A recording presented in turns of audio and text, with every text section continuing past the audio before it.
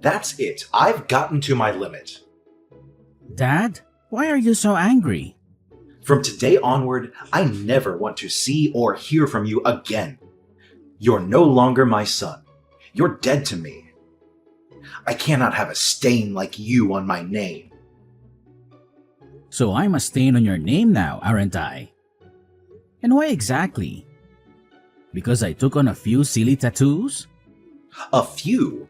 Your entire body is covered in tattoos, Andrew. Do you know how irresponsible that makes you look?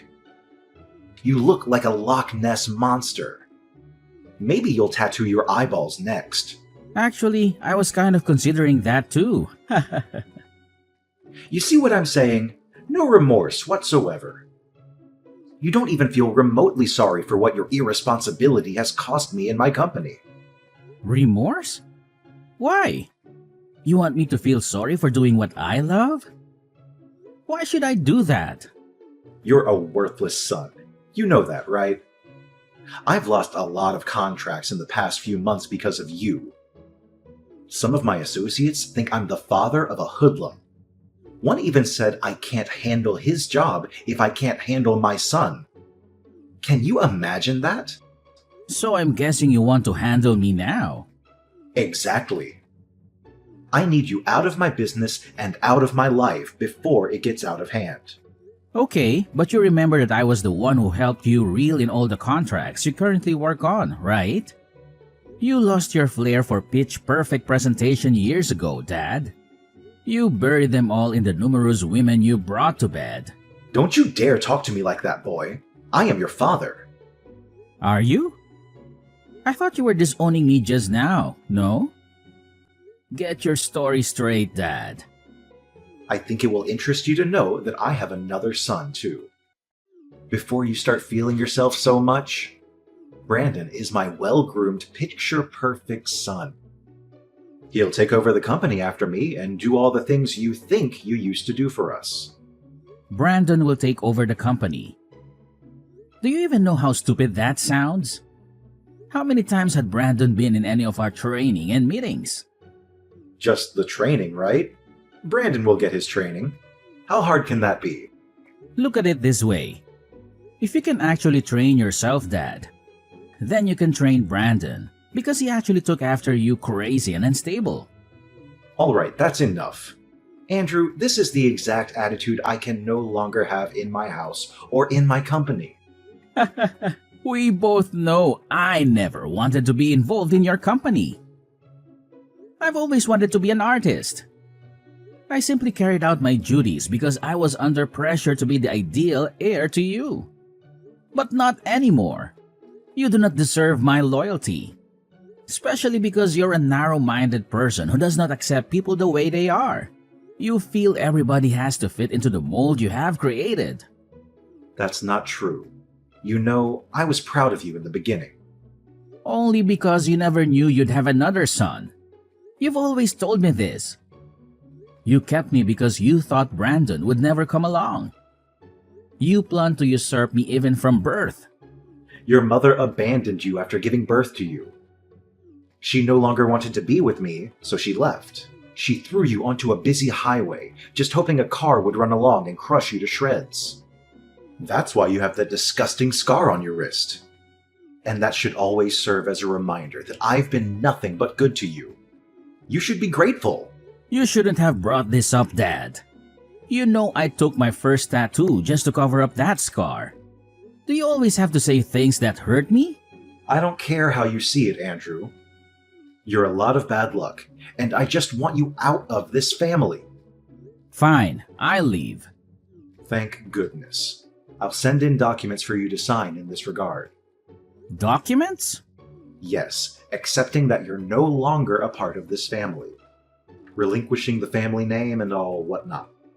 You'll no longer have access to the house or any rights to my company. Is that all? Yes, and please make it quick. I need the documents returned to my desk as soon as possible. I'll do all that you've said. However, the same arrangement applies to you. I'm no longer your son. Never call, text, or contact me ever again for any reason whatsoever. I'll also not be available to fix things when Brandon eventually messes everything up for you. Ha ha, you wish. You can go to hell for all I care. Just make sure you never return. Hi, bro. I need us to talk. Do you have a second to spare? Is that a question? You know I'll always have time for you. What's poppin'? Mr. Ingram disowned me. Mr. Ingram? Your dad? He's not that anymore, huh? Told you I sensed that coming. You shouldn't have gotten those tattoos he expressed he didn't want you to get. But these tattoos are me. They are art on my skin. My own personal means of self-expression.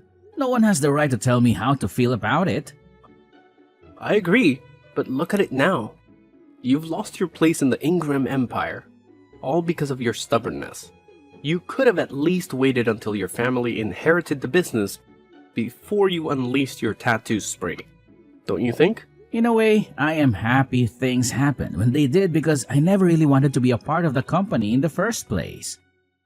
Attending board meetings, nerve-wracking brainstorming, and having to act all nice to people I genuinely hate. All that was a lot for me to handle, bro. I really could have quit at some point myself if he had not already disowned me.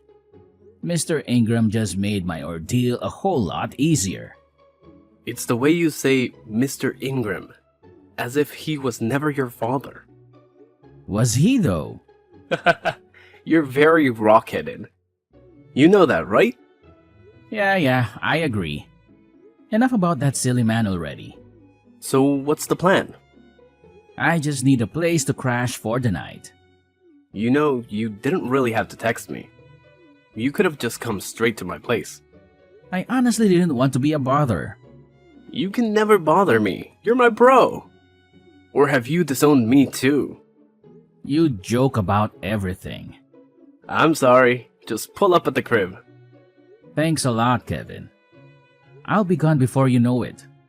You can stay as long as you like. I don't mind. I was hoping to get my own place soon, though. We'll discuss that when you get here. Let's start by getting you off the streets. Thank you so much, bro. You're a lifesaver. It's really nothing. The little things brothers do for each other, right? Yeah.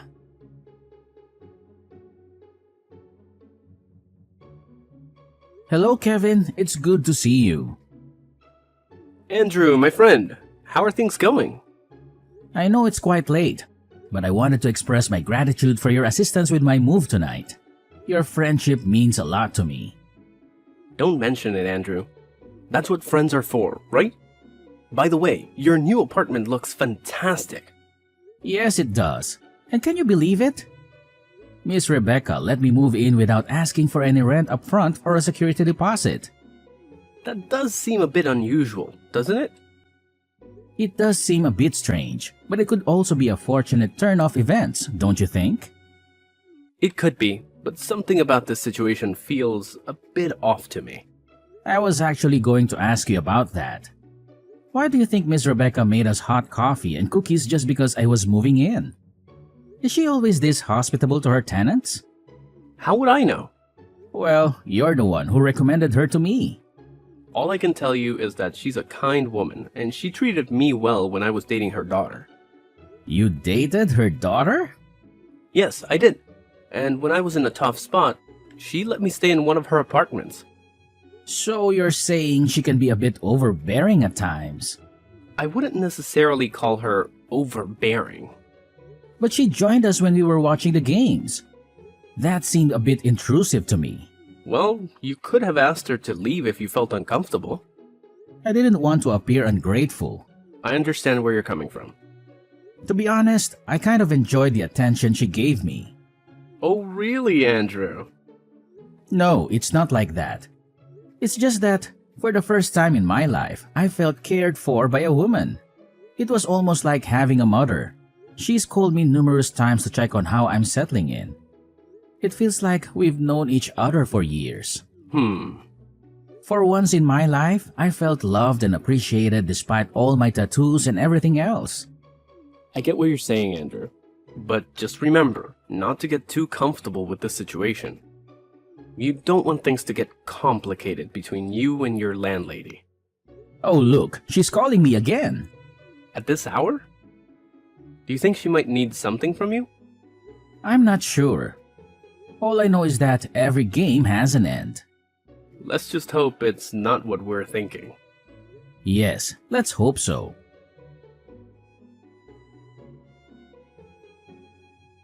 Hello, Andrew, my dear.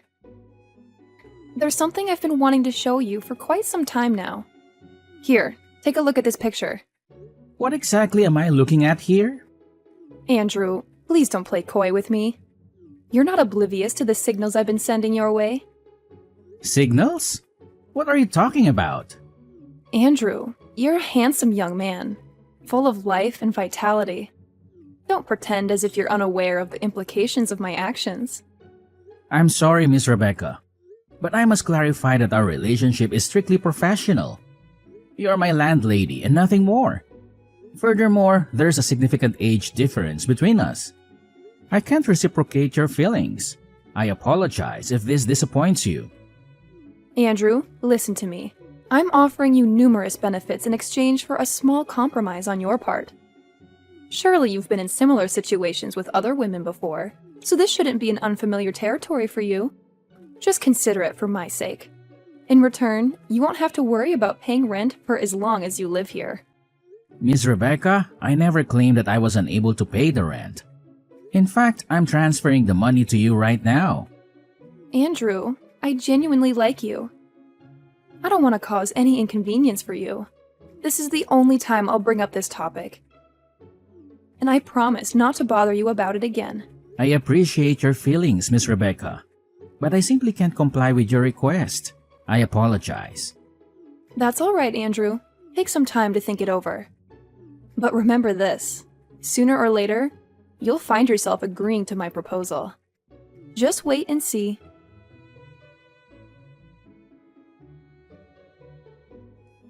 Hello, Andrew. I hope you're doing well.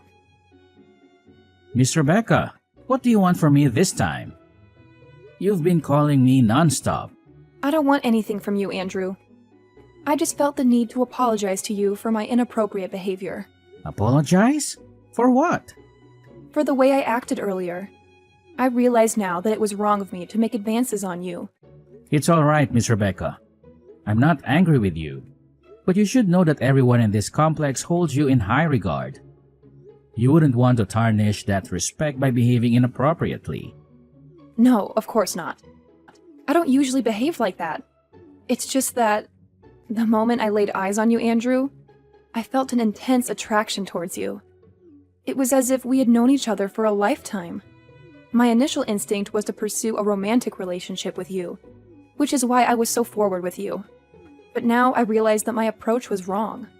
You remind me so much of my son. Your son? Yes, my son, King. I lost him when he was just 2 years old. I had to leave his father because I feared for my life, but that decision turned out to be the biggest mistake of my life. When I tried to get him back, his father had already left town with him. The fear of never seeing my son again was haunted me ever since. But when I saw you... I'm sorry. I shouldn't burden you with my sad stories. No, it's okay, Miss Rebecca. We all experience loss at some point in our lives. In fact, I never knew my mother either. My father told me she left us when I was 3 years old. Oh, Andrew. I'm so sorry to hear that. It's all right, Miss Rebecca. Sometimes sharing our tragic experiences with others helps us overcome them. Would you like to continue your story? Well, there isn't much more to tell. We were married for 3 tumultuous years because his father insisted on it. If he hadn't married me, he wouldn't have been appointed as the CEO of his father's company. But more than that, they needed an heir to carry on the family legacy. So after our son was born, Leonard didn't want anything more to do with me. He became violent and made several attempts on my life. Despite everything, I stayed because of our son. But one day it became too much. Did you say Leonard? Yes, Leonard. He was a cruel and wicked man. Pure evil. That day, he wanted me out of his house immediately, but I refused to leave without my son. In his rage, He smashed a wine bottle against the wall and threw it at me. I managed to dodge it, but then my 2-year-old son walked into the room. He got caught in the crossfire, and the flying glass cut his wrist. What? That day was the last time I saw him. After that incident, I ran away, but now I realize that leaving was the biggest mistake of my life. Later on, Leonard remarried and had another son with his new wife. Now, all of these years later, I don't even know if my son is alive or dead. What was your ex-husband's full name? His name was Leonard Ingram. Mom? What? Did you just call me Mom? No, my name is Andrew, not King. But why did you call me Mom? Because your story matches mine exactly. And this cut on my wrist. Can you show it to me? Alright, here's a picture of it. You might not be able to see it clearly because I've covered it up with tattoos over the years. Is this your left hand? Yes. Yes, it is. You are my son, King! That evil man must have changed your name. Your real name is King. King Leonard Ingram. All these years I've been searching for you, Mom. He told me you were dead. Oh, King, my sweet boy. Please come over to my apartment right now. I need to see you.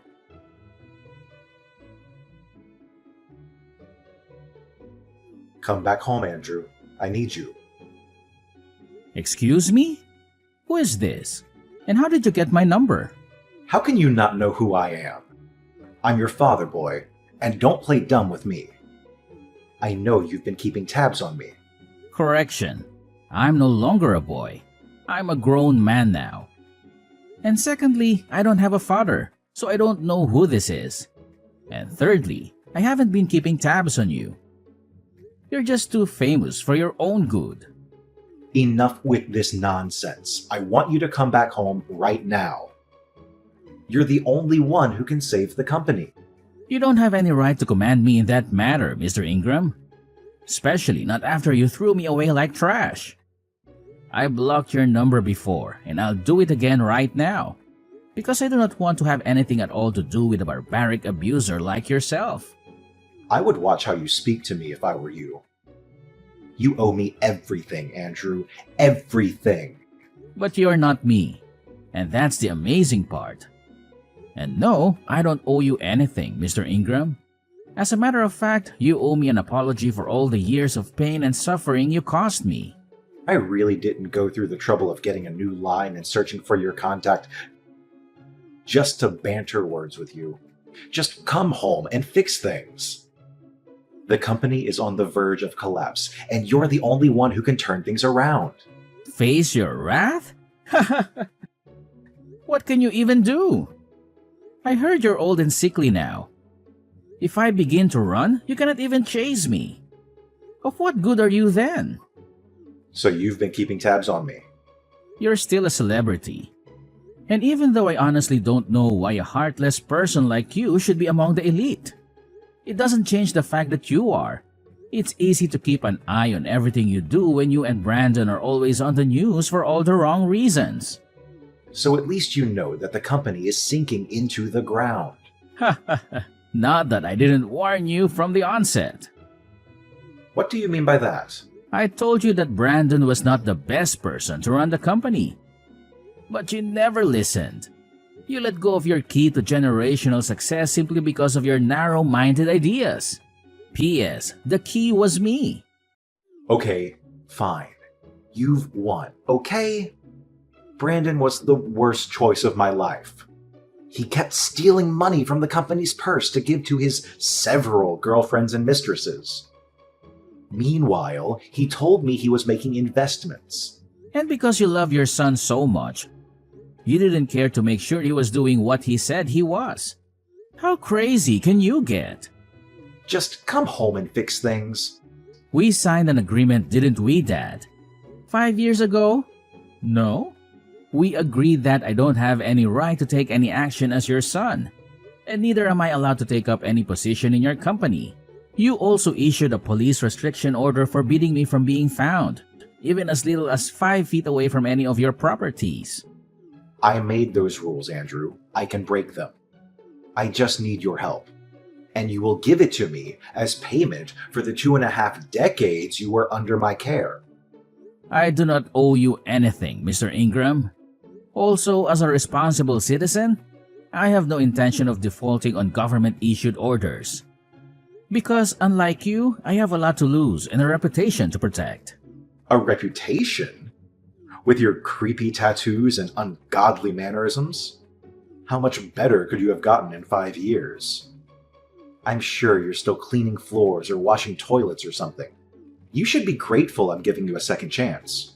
I have a lot to do right now, Mr. Ingram. Please, let me be. And as for coming to help you or whatnot, the answer is no. As a matter of fact, what do you say I block this number too? No, Andrew, don't do that.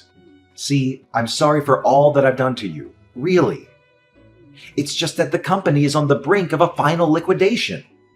It's either this or someone else who buys up my business. Something I've worked so hard for. So, has any company come to buy it up? Some guys, RNA Group. They're so strong and they have a lot of money. If I don't do anything quickly, they'll take over everything in a snap. I can't watch that happen. But I'm too weak to do anything right now. I need your help, Andrew, please. I'm sorry, Mr. Ingram, but I cannot be of any help to you at this moment. You're so ungrateful. I've always known you're a weakling, a failure. I've always known you would be my downfall. A disgrace to this family. Why can you not help me, even after I've begged and apologized? I cannot help you because I am the CEO of RNA Group. What? I founded the company after you disowned me. And for your information, RNA is an acronym for Rebecca and Andrew. Rebecca? My ex-wife, Rebecca? Yes, I found her. And she told me the actual truth about the wicked and evil way you treated her when you were both married. You're such an opportunist, and you don't even deserve to own IG Corporation or any other company for that matter. But you said you never wanted to be part of my company. You wanted to be an artist. Consider this my payback for treating my mother like trash all those years ago. You'll eat the dust you fed her with. You have my word. And by the way, my name is King, and I'm back to rule over all that is mine.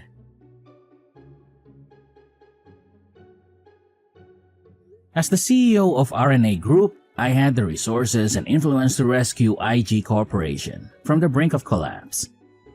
However, I had no intention of simply bailing out my father's sinking ship with a generous donation. I had a better plan in mind. I negotiated a merger between the two companies, proposing that my mother, Rebecca, be appointed as co-CEO alongside me. Rebecca, a brilliant businesswoman and the rightful heir to the empire, had suffered for years at the hands of my dad. She had been forced to leave him and me when I was just a toddler, after he tried to kill her with a broken wine bottle. The board members, eager to save their company, quickly rallied behind the idea. Leonard, realizing he had no other choice, begrudgingly agreed to the merger. As the ink on the agreement dried, Rebecca and I took the helm of the company. Together, we breathed new life into IG Corporation. My innovative ideas and my mom's strategic vision revitalized the once faltering empire in a surprising turn of events. We introduced new products and services, expanded our market share, and improved our customer satisfaction. My unconventional appearance and tattoos became symbols of creativity and resilience. In the end, Leonard and Brandon were ousted from the company and their family home, ultimately turning the tables and returning Leonard to a life of retribution and regret. He had lost everything he had worked so hard for, while I had gained everything he had taken away from me. Oh, sweet revenge.